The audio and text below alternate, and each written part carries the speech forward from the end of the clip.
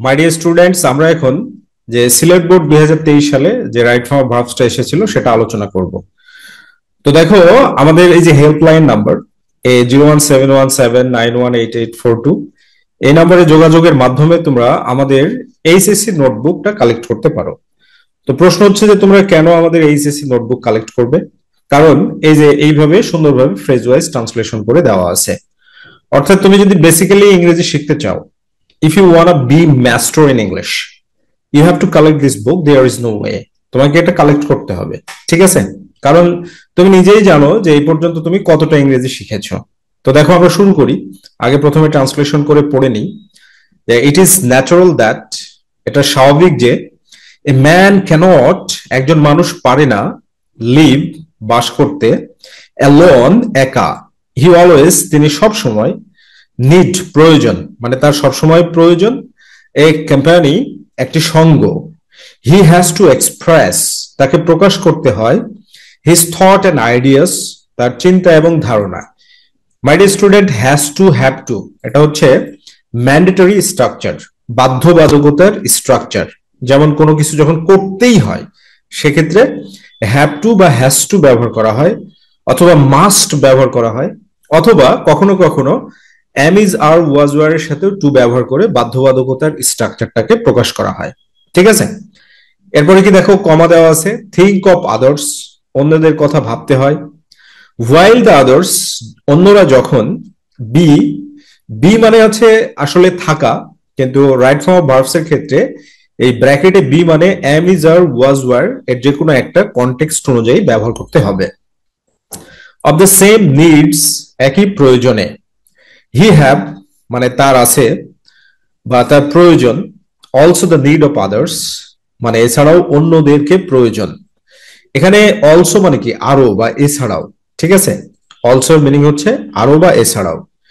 Ensure মানে কি নিশ্চিত করা, দেয়ার সেফটি অ্যান্ড কমফোর্ট, তাদের নিরাপত্তা এবং আরাম, সো হি ইজ বাউন্ড, সুতরাং তিনি বাধ্য, লিভ বাস করা, উইথ আদার্স অন্যদের সাথে, মেক বানান বা তৈরি করেন, অ্যান ইনস্টিটিউশন একটি প্রতিষ্ঠান, অ্যান্ড ইট এবং এটিকে কল বলা হয়।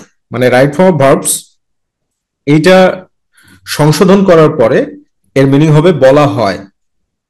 সোসাইটি সমাজ, সোসাইটি সমাজ, বি মানে অ্যামিজার ওয়াজের যে কোনো একটা, দ্য ফার্স্ট অর্গানাইজেশন প্রথম সংস্থা, হুইচ যা, মেক মানে কি তৈরি করা, বাই আওয়ার প্রিমিটিভ অ্যানচেস্টর্স আমাদের আদিম পূর্বপুরুষদের দ্বারা। দেখো, এই যে এই ফ্রেজটার মানে তুমি যদি না জানো তাহলে তুমি কি ইংরেজি পড়লে বা ইংরেজি পড়ে লাভ কি? তো এই জন্য আমাদের এইচএসসি নোটবুক যদি তোমাদের সাথে থাকে তাহলে এটা হচ্ছে তোমার কি, এটা হলো তোমার হোম টিউটর, রাইট? এটা তোমার হোম টিউটর।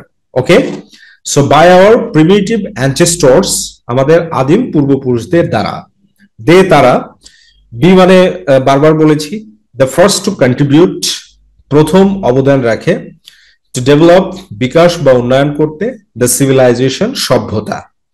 ওকে, তো এবার আমরা অ্যান্সারটা করি। তো কি বলা হচ্ছে, ইট ইজ ন্যাচারাল দ্যাট, এটা স্বাভাবিক যে, এ ম্যান ক্যানট, ক্যানটে কি modal auxiliary verb. Modal auxiliary verb কোনগুলো? Shall, should, can, could, will, would, may, might, must.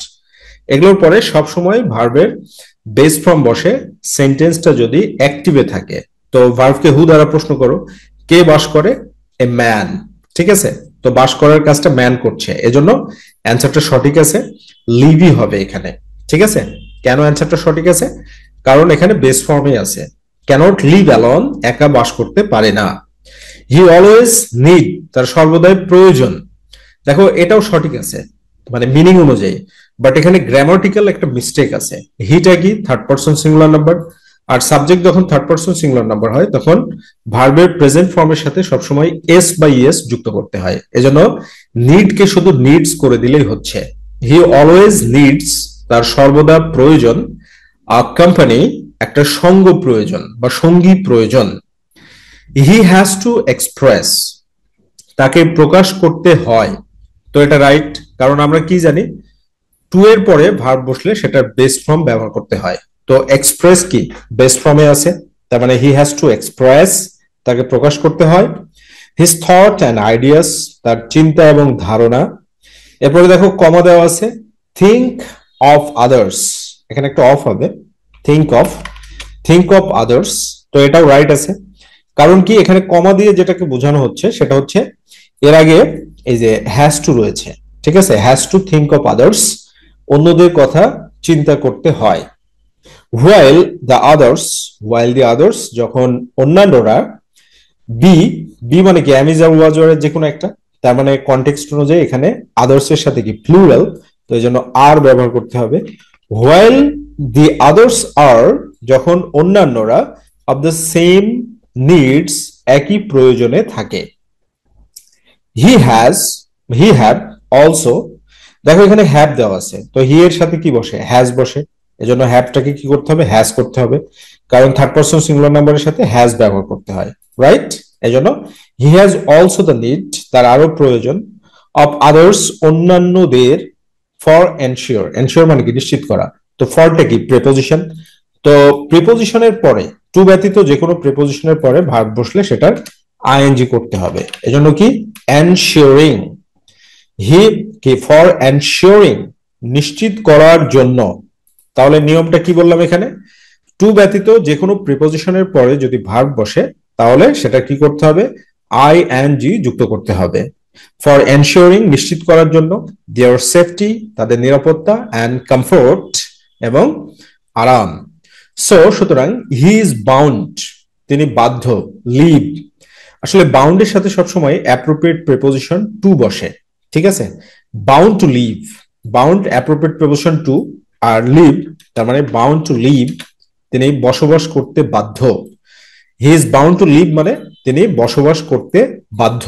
তাহলে এখানে কি বললাম, বাউন্ডের সাথে সবসময় অ্যাপ্রোপ্রিয়েট প্রিপোজিশন টু বসে, আর টু এর পরে ভার্বের বেস ফর্ম দেওয়া আছে, ঠিক আছে, এজন্য টু ব্যবহার করলাম, টু লিভ উইথ আদার্স, অন্যদের সাথে। এরপরে দেখো মেক অ্যান ইনস্টিটিউশন, একটি প্রতিষ্ঠান তৈরি করে, তো এটা মেকটা কি অতিরিক্ত ভার্ব, তো ভার্বের নিয়ম কানুনের উপরে লেকচার দেওয়া আছে, সেটা দেখে নাও। সেই নিয়ম অনুযায়ী এখানে কি আছে যে only four golden rules of right form verbs, okay, এর উপরে লেকচার দেওয়া আছে, ওটা দেখে নাও।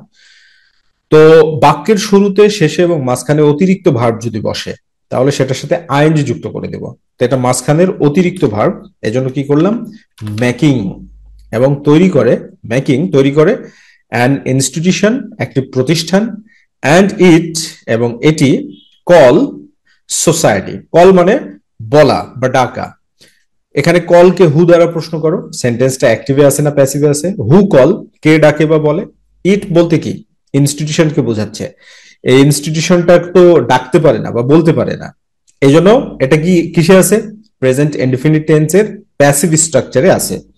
আর প্রেজেন্ট ইনডিফিনিট টেন্সের প্যাসিভ স্ট্রাকচারে থাকলে সাবজেক্ট অনুযায়ী অ্যামিজারের যে কোনো একটা, এজন্য আমরা ইজ ব্যবহার করলাম, যেহেতু এখানে ইট সিঙ্গুলার সাবজেক্ট আর মেন ভার্বের পাস্ট পার্টিসিপল ফর্ম, তাহলে কি অ্যান্ড ইট ইজ কল্ড, এবং এটাকে বলা হয় সোসাইটি, সমাজ, সোসাইটি বি, দেখলো বি মানে কি am is are was war যে কোনো একটা, তো কনটেক্সট অনুযায়ী প্রেজেন্ট টেন্সে আছে, society third person singular number, এজন্য ইজ ব্যবহার করতে হবে, সোসাইটি ইজ, সমাজ হলো, সোসাইটি ইজ সমাজ হলো, দ্য ফার্স্ট অর্গানাইজেশন প্রথম প্রতিষ্ঠান, which make by our primitive ancestors, এই যে দেখো বাই আওয়ার প্রিমিটিভ অ্যানসেস্টরস, আমাদের আদিম পূর্বপুরুষদের দ্বারা, তার মানে এটা পাস্টের কনটেক্সট বোঝাচ্ছে, অর্থাৎ সাবঅর্ডিনেট ক্লজটা কিসে আছে, পাস্ট টেন্সে আছে। তো কে তৈরি করে, কে তৈরি করে, তো হুইচটা কি এখানে, হুইচটা হচ্ছে প্রোনাউন অ্যান্টিসিডেন্ট, তো অর্গানাইজেশন এটা তৈরি করতে পারে না, তৈরি করা হয়েছিল, তো পাস্ট ইনডিফিনিট টেন্সের প্যাসিভ স্ট্রাকচারে থাকলে সাবজেক্ট অনুযায়ী ওয়াজ বা ওয়্যার, তো অর্গানাইজেশন অনুযায়ী এখানে ওয়াজ, এবং মেইন ভার্বের কি করতে হবে, পাস্ট পার্টিসিপল ফর্ম, তো মেকের পাস্ট পার্টিসিপল ফর্ম কি মেড, হুইচ ওয়াজ মেড, যেটাকে তৈরি করা হয়েছিল, বাই আওয়ার প্রিমিটিভ অ্যানসেস্টরস, আমাদের আদিম পূর্বপুরুষদের দ্বারা। দে, তাহলে বি মানে কি am is are was war, তাহলে এখানে কি হবে, পাস্ট কনটেক্সটে চলে আসছে, ঠিক আছে, দে ওয়্যার, তারা ছিল, কেন ওয়্যার হলো, কি জন্য ওয়্যার হলো, কারণ এটা কনটেক্সটটা পাস্ট হয়ে গিয়েছে, আর পাস্ট হলে ওয়াজ বা ওয়্যার ব্যবহার করতে হবে সাবজেক্ট অনুযায়ী। তো দে এর সাথে ওয়্যার ব্যবহার হয়, এজন্য দে ওয়্যার, তারা ছিল দ্য ফার্স্ট টু কন্ট্রিবিউট, মানে প্রথম প্রথম অবদান রাখার জন্য, টু ডেভেলপ, এটাকে দুই ভাবে করা যাবে, কারণ কন্ট্রিবিউটের সাথে সবসময় অ্যাপ্রোপ্রিয়েট প্রেপোজিশন টু ব্যবহৃত হয়। সো ডেভেলপকে তুমি যদি রেখে দাও তাও অ্যান্সার রাইট। আবার অতিরিক্ত ভার্ব হিসাবে যদি আইএনজি যুক্ত করে দাও, যেমন ডেভেলপিং, তাও কিন্তু অ্যান্সারটা রাইট হবে। কেন অ্যান্সারটা রাইট হবে? দুই ভাবে, কারণ কন্ট্রিবিউটের সাথে অ্যাপ্রোপ্রিয়েট প্রেপোজিশন টু ব্যবহৃত হয়।